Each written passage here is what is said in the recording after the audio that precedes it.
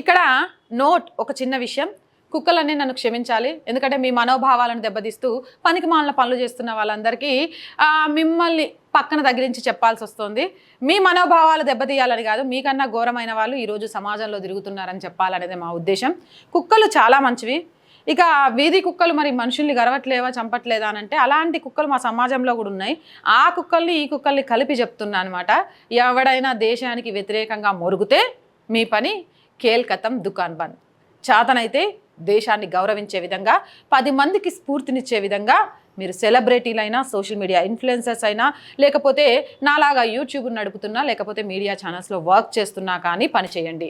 అంతేకాని దేశం అంటే గౌరవం లేకుండా, దేశం సాధించిన విజయాలను గుర్తు చేసుకోకుండా, పరాయి దేశానికి ఏదో అన్యాయం జరిగిపోతుందని శత్రు దేశాలను ప్రేమించాలని చూశారో అయితే తిహార్ జైల్లో, లేకపోతే మీరు ప్రేమించే దేశంలో ఉండాల్సి వస్తుంది. కాబట్టి మొరగడం ఆపేసి, కొరకడం ఆపేసి మనుషుల్లాగా బ్రతకడం నేర్చుకోండి.